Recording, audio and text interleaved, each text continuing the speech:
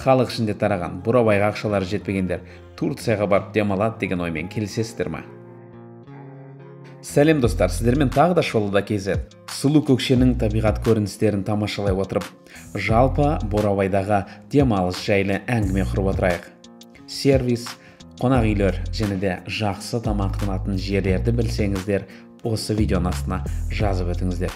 Ең бастысы біздің каналымызға тіркелуді ұмытпаңыздар достар. Қазақша саяхаттайық. Ал кеттік.